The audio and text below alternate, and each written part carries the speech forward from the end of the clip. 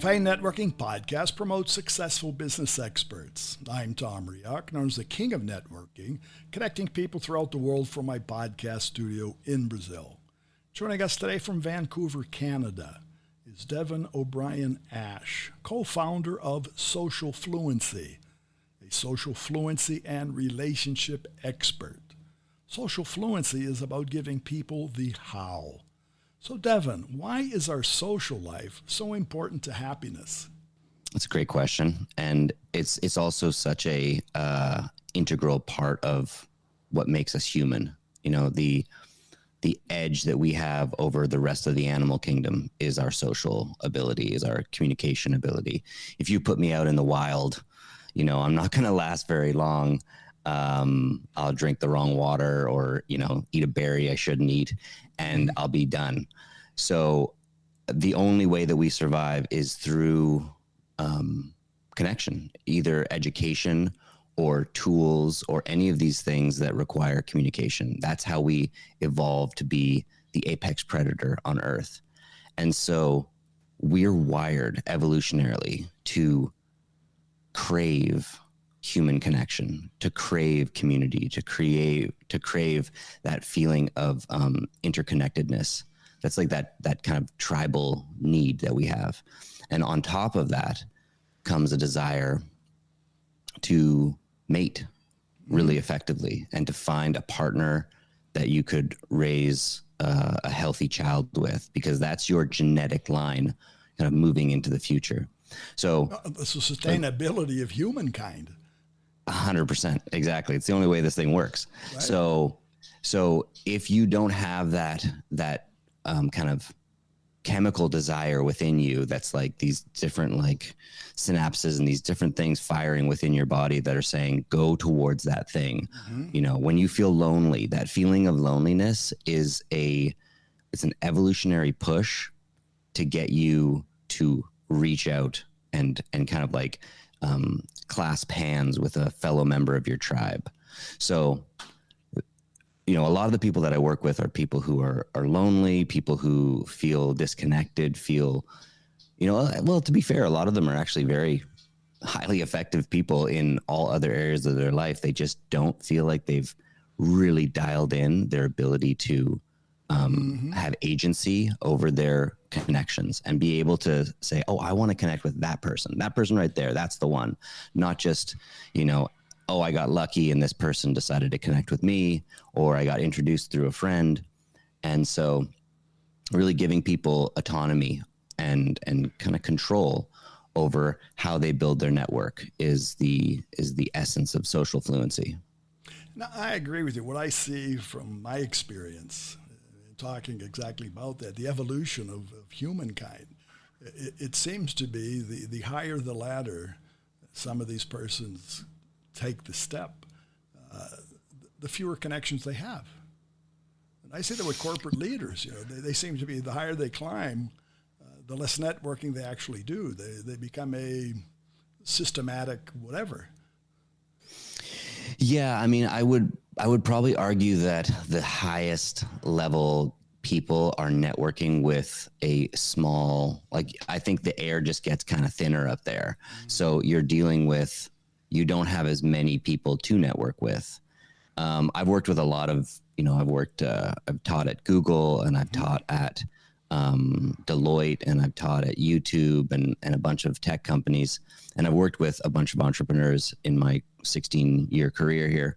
And I have found that when you get nearer to the top, people still desire to network, but there's always this feeling of when you're so high at the top, the only people that you really feel totally comfortable networking with are other people who are at that level. Mm-hmm. It's sort of the way I would imagine celebrities feel when they're like picking a partner, and they often picking a fellow celebrity because they can trust that person's not just trying to use them. They don't need them. And that feeling of not being needed, but still being wanted is very attractive. So yeah, I mean, I would say as guys and girls move up the kind of corporate ladder, there's a tendency to network less.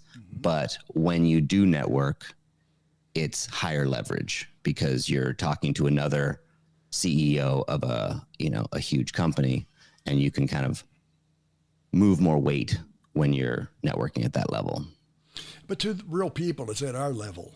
All right. When you're talking about the master your social fluencies, I see on your site, and there you offer a free short training, right?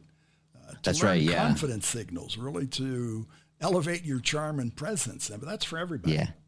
Yeah, that's for everybody. And that's also the key to moving up the ladder. Like that is the way that you unlock different levels of the ladder is developing social fluency, having the right body language when you're in a networking event, or, in a dating scenario, being able to keep a conversation going or be funny in a way that the person finds attractive. Because there's types of humor.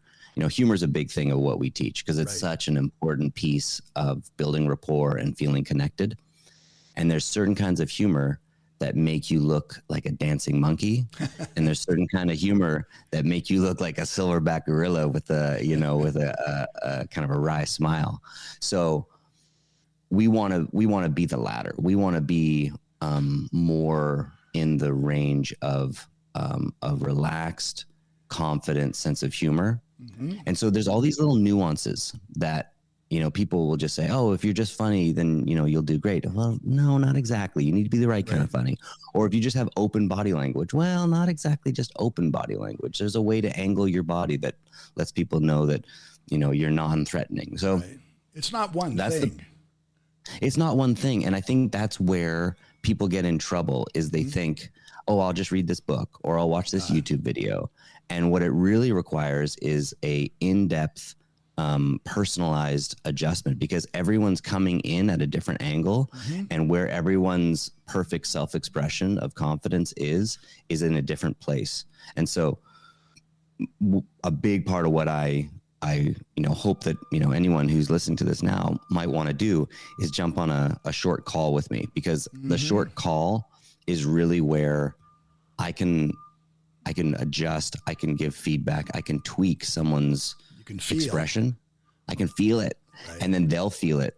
And that's the beautiful point is when they kind of lock into that position and they just feel, oh, that's right. I've felt this way before. I felt this way, a couple of years ago, I was at an event and I just was on and it's like, whoa, what if you could hold that experience all the time? It was just always there.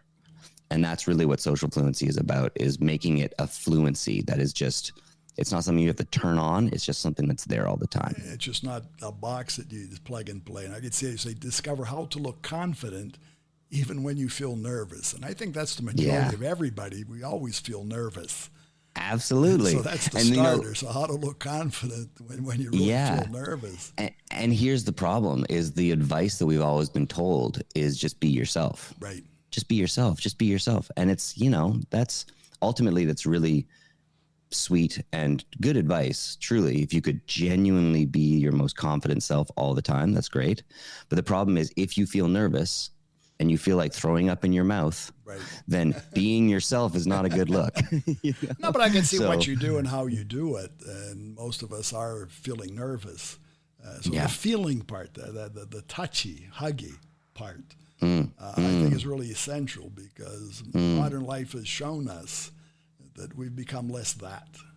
Yes, there's less which is feeling, such a human there's thing. Less emotion, it's all sort of packaged. Yes, exactly.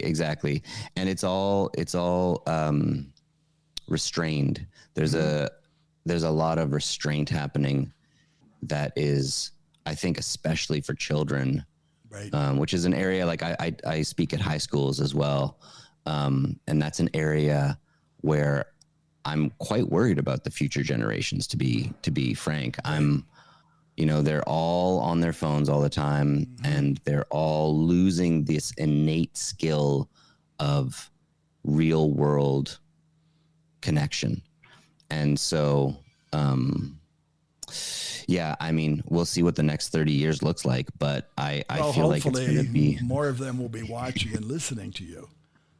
I hope so. I would say that there is a feeling of a renaissance happening where a lot of kids are just not that interested in the internet. So I think there's like a splitting that's happening where, for us, when the internet kind of popped up, we were like, wow, this is really cool. It's a new toy. But for them to be born in it, they're like, yeah, this is okay. This is kind of like your thing. I'm more into like going for a walk, or getting a coffee with a friend.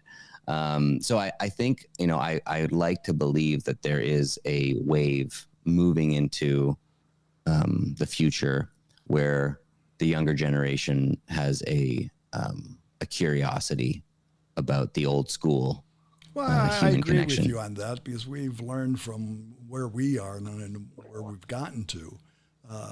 Life in humankind is evolutionary. Yeah. And things happen because of a number of other things. So whatever it is out there that's happening, but in essence, the human touch, the human contact, the feeling, the real feeling, that is going to be, it is more valuable, and it's going to be even more valuable as we go forward. Yeah. That's And I would say what I think. But anyway, I 100% believe you. I mean, I'm all in on that concept because I've built my whole business around that idea. And here's my one of my thesis. For you to become truly successful. So let's say I'm talking to a younger person.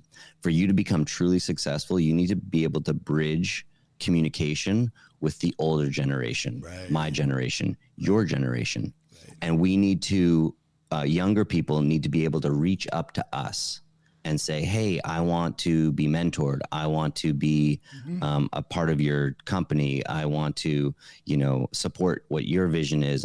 And so when they're able to do that in the real world, that's when we're talking about passing on like wealth and like passing it down the line.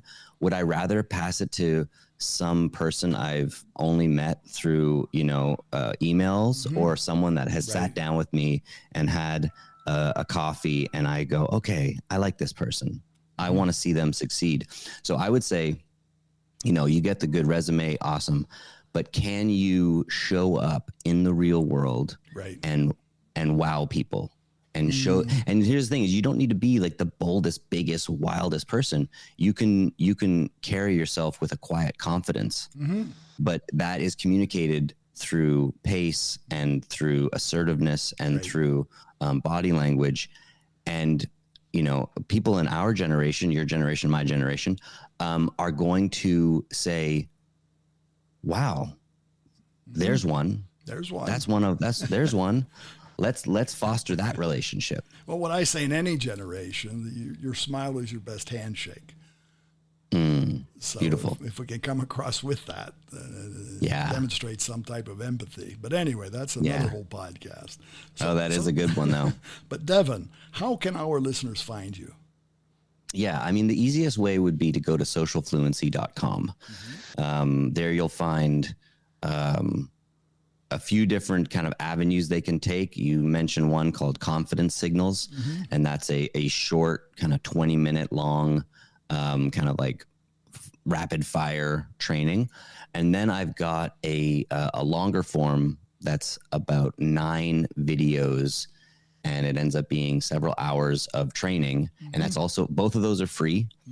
And my premise with that is give it away. Hopefully people get some value out of it. Hopefully people say, oh, okay, that's interesting to me. I need that. I could use that. I could use that. But how? And then they jump on a call with me. And then from there, we go to the next level. And get the feeling, right? Yeah, exactly. Get that feeling. Very good. Well, thanks again for sharing. Pleasure. Thanks for having me.